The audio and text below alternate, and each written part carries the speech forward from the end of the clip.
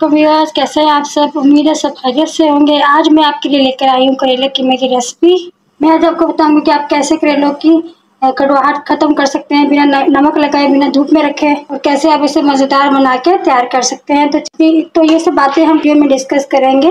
Recipe की तरफ रहमान रहीम। तो यहाँ पे मैंने ली है कढ़ाई। अब मैं इसमें ऐड कर दूंगी कुकिंग ऑयल, तकरीबन हाफ कप। तो चलिए जी, तो यहाँ लो फ्लेम पे हम ऑयल को थोड़ा गर्म करेंगे। यहाँ मैं इसमें ऐड कर दूंगी अदरक लहसुन का पेस्ट, जो कि मैंने 2 टेबल स्पून लिया है। यहाँ पर लो फ्लेम पे हम इसको 1 से 2 मिनट तक भुनाई करेंगे, ताकि अदरक लहसुन का जो एक कच्चापन है, एक स्मेल है, वो ख़त्म हो जाए। यहाँ मैं अब इसमें प्याज डाल दूँगी। प्याज मैंने 2 बड़े साइज़ के प्याज लिए थे, उनको बारीक बारीक काट लिया है। यहाँ हमारी प्याज लाइट ब्राउन हो गई हैं। और अब मैं इसमें टमाटर डालूंगी। टमाटर मैंने 2 दरमियाने साइज़ के लिए थे। यहाँ मैं अच्छे से कर लूँगी मिक्स। यहाँ टमाटर को सॉफ्ट करने के लिए मैं इसे अच्छे से कवर करके रख दूँगी तकरीबन 5 मिनट के लिए। जब तक हमारे टमाटर सॉफ्ट होते हैं तो हम अपने करेले को जो है वो फ्राई कर लेते हैं। यहाँ पर मैंने फ्राई पैन ले लिया है। अब इसमें मैं ऐड करूँगी 1 कप ऑयल का। 1 kg मैंने ये करेले लिए थे। इनको मैंने ना नमक लगाया, ना धूप में रखा, लेकिन इसमें जो है हम इस तरह से बनाएंगे कि इसमें बिल्कुल भी कड़वाहट नहीं आएगी। तो ये मैं ऑयल में ऐड कर रही हूँ। हमें इनको सिर्फ हल्का सा फ्राई करना है। कुछ लोग करेले को पकाना बहुत मुश्किल काम समझते हैं कि पहले उनको नमक लगाते हैं, फिर उनको पानी निकालते हैं, धूप में रखते हैं घंटों घंटों। तो हमने ऐसा कुछ भी नहीं करना। हम बिल्कुल सिंपल तरीके से बनाएंगे, बिल्कुल ही आसान तरीके से, और बहुत ही मज़ेदार, बहुत ही चटपटा सा बनाकर तैयार करेंगे इंशाल्लाह बहुत ही कम टाइम में। तो फिर जो मैं आपको इसको टिप आपके साथ शेयर करूँ, उनको ज़रूर आप ध्यान में रखिएगा, ज़रूर फॉलो कीजिएगा। तो इंशाल्लाह आपकी रेसिपी बहुत ही मज़ेदार बनकर तैयार होगी, और आप इस करेले की रेसिपी को कभी नहीं भूल पाएंगे। इतनी ज़बरदस्त बनकर ये रेसिपी तैयार होगी बहुत ही कम टाइम में। कोई भी रेसिपी बनाना या कोई भी काम मुश्किल नहीं होता, बस आप उसके बनाने का थोड़ा सा तरीका जो है वो चेंज कर लें, तो वो काम आपके लिए बहुत ही आसान हो जाता है। अगर अभी तक आपने मेरे चैनल को सब्सक्राइब नहीं किया है तो जल्दी से सब्सक्राइब कर दें। मेरी वीडियो को एंड तक जरूर देखा करें। इसमें बहुत अच्छी अच्छी सी टिप्स होती हैं जो बहुत फ़ायदेमंद होती है आप लोगों के लिए। एक बात की मुझे आप लोगों से शिकायत है कि आप लोग फीडबैक नहीं देते। फीडबैक ज़रूर दिया करें, उससे हमें पता चलता है कि आपको हमारा काम कितना पसंद आ रहा है, कितना आप हमारे काम को पसंद करते हैं। ये वीडियोस अच्छी लगे तो लाइक एंड शेयर ज़रूर किया करें। तो यहाँ हमें मीडियम टू लो फ्लेम पे अपने करेलों को अच्छे से फ्राई करना है।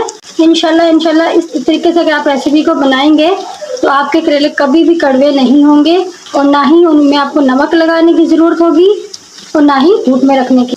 करेले के फ़ायदे तो आप लोग जानते ही होंगे। करेले के बेशुमार फ़ायदे हैं, और शुगर के मरीजों के लिए तो बेस्ट चीज़ है, तो बेस्ट दवाई कह लें आपके लिए, बेस्ट ट्रीटमेंट भी है।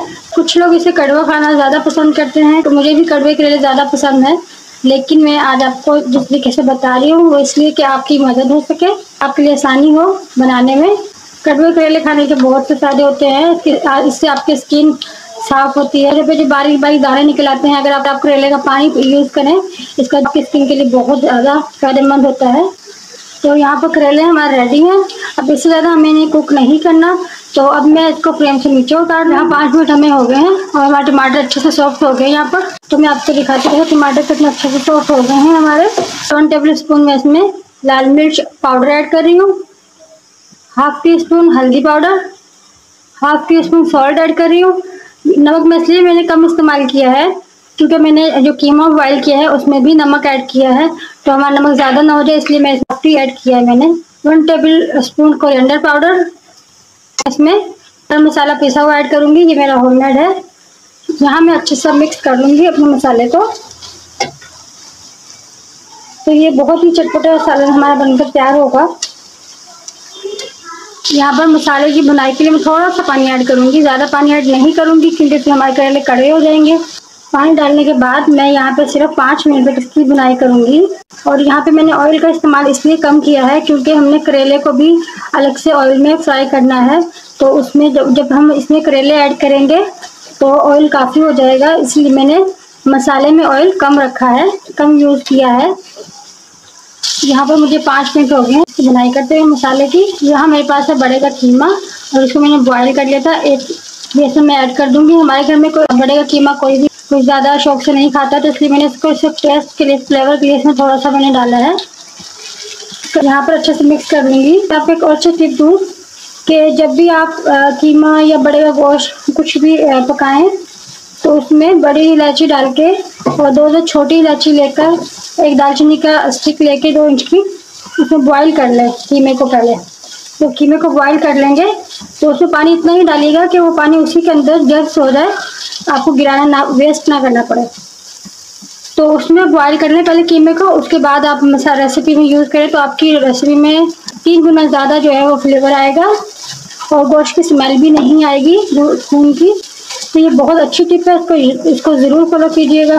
अब मैं यहाँ पर करेले दूँगी क्योंकि हमारा मसाला भी कुक हो चुका है और जो मेरा कीमा है वो पहले से ही बॉइल्ड है, तो इसलिए वो सब डन है। अब मैं इसमें करेले ऐड कर रही हूँ। करेले डालने के बाद मैं अच्छे से मिक्स कर दूँगी। यहाँ पर मैंने करेले को अच्छे से मिक्स कर दिया है। अब मैं इसे कवर करके रख दूँगी लो फ्लेम पे। 10 मिनट के दम पे इसको रख दिया है। मिलते हैं कुछ देर बाद। माशाल्लाह अल्हम्दुलिल्लाह, देखें ज़बरदस्त कीमा करेले बनकर रेडी हुआ है हमारे। प्लीज़ अगर आपको लगता है मैंने आपको कुछ भी अच्छा सिखाया है तो मेरे चैनल को जल्दी सब्सक्राइब कर दें, मेरी वीडियो को लाइक एंड शेयर ज़रूर कीजिएगा और फीडबैक में ज़रूर बताइएगा कि आपको मेरी रेसिपी कैसी लगी। तो मिलते हैं अगले रेसिपी में, तब तक के लिए अल्लाह हाफिज़।